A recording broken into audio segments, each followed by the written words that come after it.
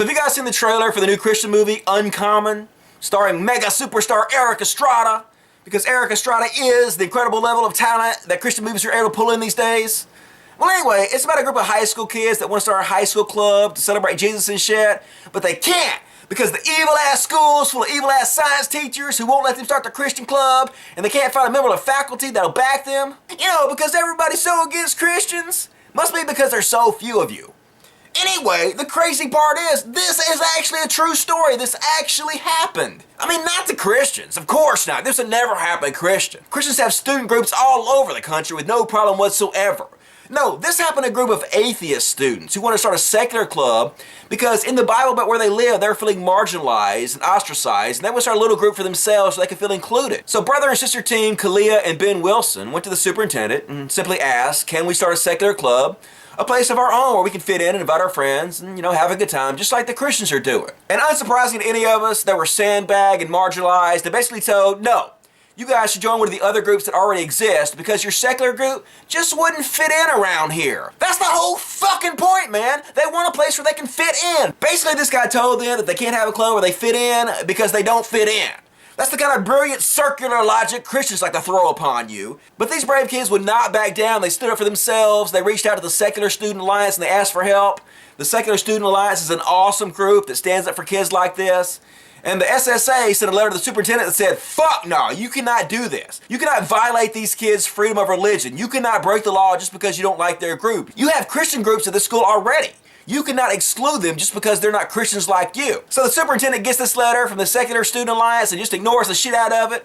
Figured us ignorant atheists would just go away if he ignored us long enough. But oh, fuck no. The days of us remaining quiet and going away are over. You can forget that shit. The very moment you Christians lost the ability to murder and torture us atheists was the very moment the death of Christianity was inevitable. So these brave-ass little motherfuckers reached back out to the SSA, who reached out to the Freedom from Religion Foundation, the ACLU, and they wrote the superintendent another letter that basically said, look, motherfucker, we done told your ass once, these kids want a secular group and you're gonna fucking give it to them. You're not God, man. You don't get to make up your own rules and break the law just because you don't like these kids' group. And we highly suggest that you allow them to have their group ASAP, or we're gonna get medieval on your ass. Well, of course, the Christian superintendent read this letter and shit himself and immediately allowed these kids to have their group because you don't fuck with the ACLU. And then the story started getting a little national attention and the superintendent started freaking out and basically was like, I had no idea they even wanted to start this club. I don't know what anybody's talking about. Let them start the club if they want to. That's some bullshit, dude. You know what you did. Don't fucking pretend like you didn't try to sandbag these kids and not let them have their club.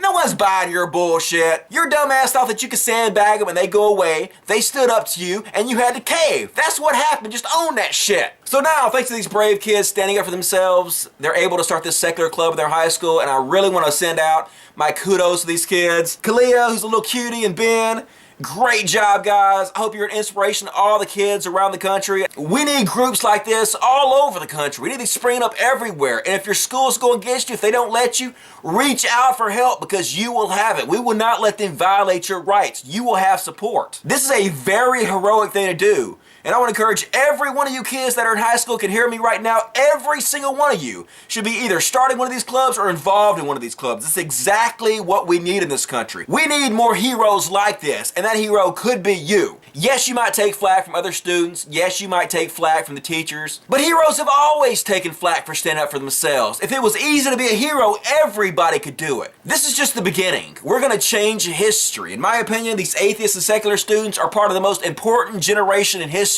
They are the generation that's going to usher us into the age of reason, the most important time in human history. The time when humanity finally puts away childish fairy tales written by primitive screwheads and embraces reason, logic, and science for the benefit of all mankind. It's time for us to get there. It's amazing it's 2014 and we still have to take this ancient fairy tale bullshit seriously. It makes me angry, but this kind of stuff actually makes me happy. Kids like this let me know that the change we've all been waiting for is coming. It's been slow coming, but now it's coming in an avalanche. And it's all due to the brave men, women, and children who wouldn't take no for an answer, who wouldn't let people shut them up, who stood up for themselves. So thank you, Kalia and Ben Wilson. And I know it's been tough, and I know you've been through a lot, and I know you're going to continue to go through a lot, but just know that your bravery is going to inspire so many more kids to follow in your footsteps.